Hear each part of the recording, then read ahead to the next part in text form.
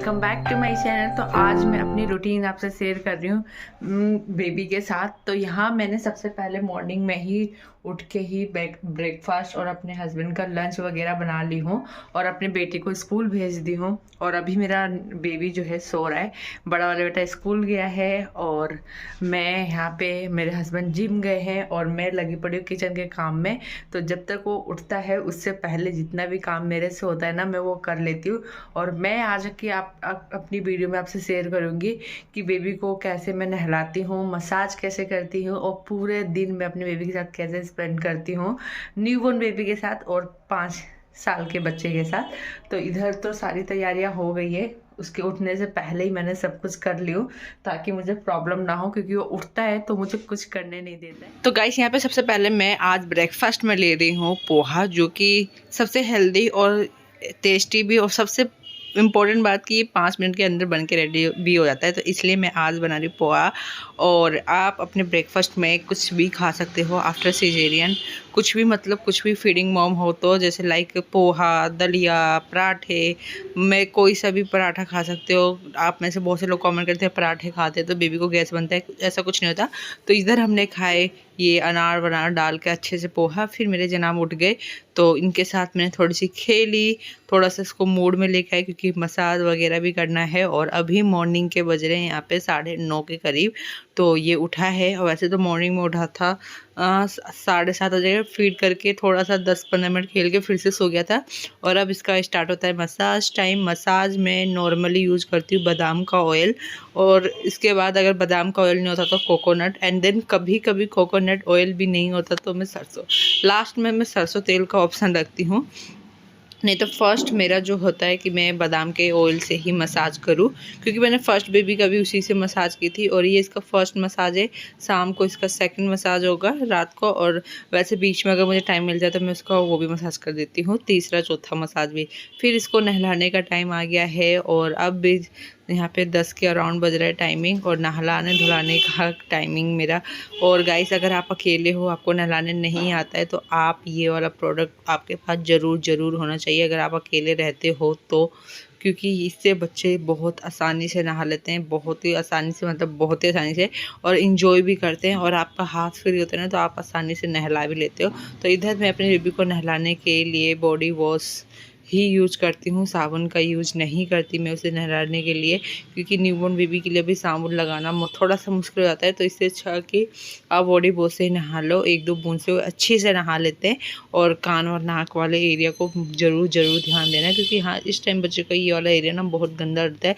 अगर आप ध्यान नहीं दोगे ना, तो कुछ दिनों में ये ना कड़क होकर बच्चे का जो बॉडी होता है सेंसिटिव होता है, तो कट का भी निशान हो जाता है। तो इसलिए इन सब चीज़ों पर ज़्यादा।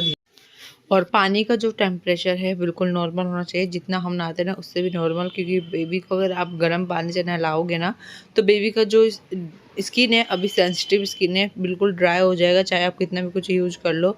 इसलिए बिल्कुल नॉर्मल पानी होना चाहिए। ठंड चाहे कितना भी हो, ना ज़्यादा गर्म ना ज़्यादा ठंडा, बिल्कुल नॉर्मल के हिसाब से आप नहला सकते हो। अच्छे से नहलाने के बाद ये मैं अपने बेबी को मैं हर एक दिन गैप देकर नहलाती हूँ, न्यूबॉर्न से ही, मतलब जब से इसका जैसी वो हटाना, मैं न्यूबॉर्न ना भी उसके दिन से मैंने इसका स्टार्ट कर दी नहलाना है। और अब मैं इसके यहाँ पे कपड़े वगैरह पहना रही हूँ।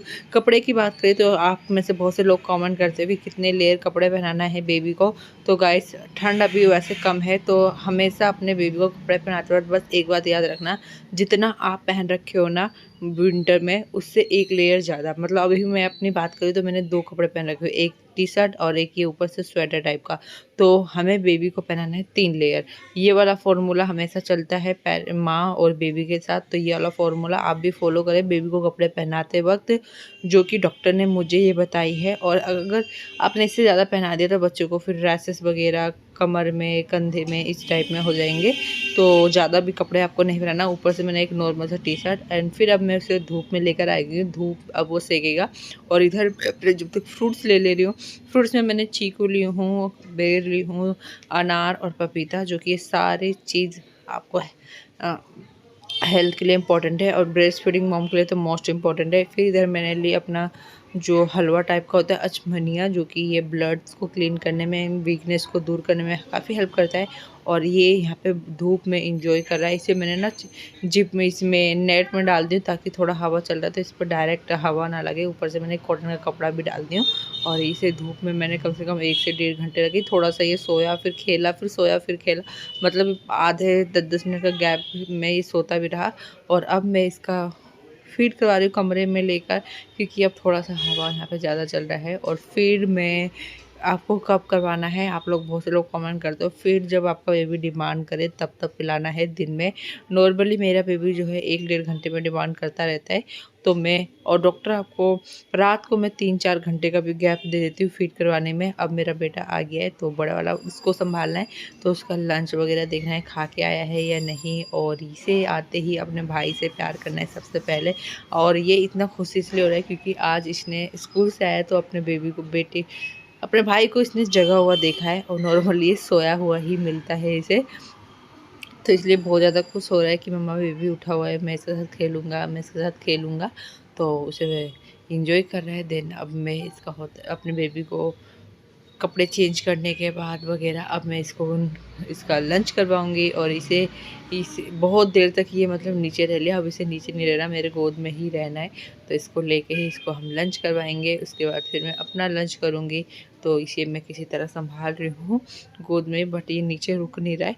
तो इसे लंच करवा के राजमा चावल, जो कि मेरा बेबी का फेवरेट है, और बच्चों को खिलाना तो आपको पता ही कितना मुश्किल काम है, बहुत ज़्यादा ही वाला काम है। और इधर ये संभल नहीं रहा। एंड देन मेरे बेबी को लंच करने के बाद मैं इसको अभी थोड़ा सोने के मूड में आ रहा है, क्योंकि टाइमिंग हो रहा है 2 और ये 2:30 बजे तक नॉर्मली दिन में सो जाता है। और ये जो 2:30 बजे सोता है ना, ये इसकी पक्की वाली नींद होती है। ये 4-5 घंटे का नींद पूरी करने के बाद उठता है, बीच में फीड करने के लिए उठता है, दिन ये फिर सो जाता है। तो इसका रूटीन अब यही हो गया है। तो उसको सुलाने के बाद मैं अपने यहाँ पे आ गई। यहाँ पे दोपहर के 2:30 बज रहे, अपना राजमा और चावल लंच लेने के लिए सुलाने के बाद मेरे दोनों बेटे सो गए, छोटे वाला भी बड़ा वाला भी, दोनों को सुला के शांति से मैं अब अपना यहाँ पे लंच करूँगी। और फिर ये देख सकते हैं राजमा चावल। और आपको कई सारे बीन्स अनाज वगैरह अपने डाइट में दोपहर के बज रहे अब यहाँ पे 2:30, और अब मेरा बेबी सो गया है। तो अब वो लंबा सोएगा, कम से कम 3 से 4 घंटे तक सोएगा, 4-5 घंटे। और अब मैं और मेरे बेटे जा रहे हैं, दोनों आराम करेंगे, 1-2 घंटे के बाद उठेंगे।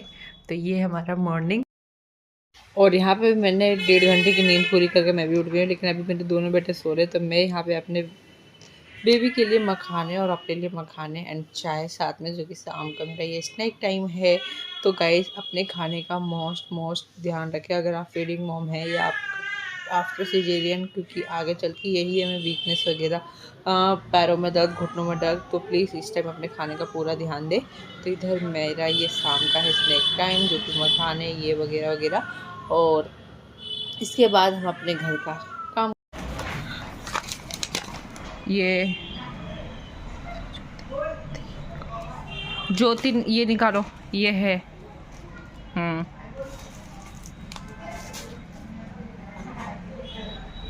एक और बत्ती निकालो, इनो निकालो, यस इनो निकाल लिए। ओट्स निकालो अपना, coconut oil, yes Colgate, yes Surf Excel, Surf कपड़े धोने वाला, यस खजूर, काजू, मैगी,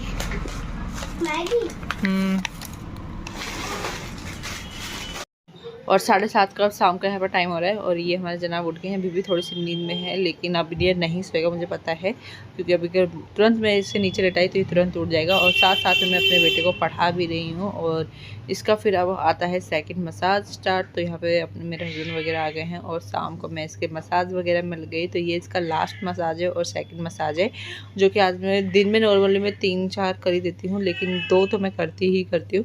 इधर मसाज वगैरह करने के बाद ये देख सकते हो इसे अपना रहा है। गर्दन जो है नेक पूरे अच्छे से हैंडल कर लेता है। और अब तो इतना बदमाश हो गया कि रात के बज रहे हैं यहाँ पे 10:30 और मेरा बेटा जो है सो गया है। और अब मैं कमरे का कंडीशन बिल्कुल अंधेर इस तरह कर दूँगी। ये तो अक्सर बेबी को सुलाते वक्त ना अंधेरा करे कमरे में, बिल्कुल अंधेरा, ताकि बेबी को दिन और रात की पहचान हो। तो गाइस ब्लॉग को करते हैं एंड और मिलते हैं नेक्स्ट ब्लॉग में। Bye bye, take care.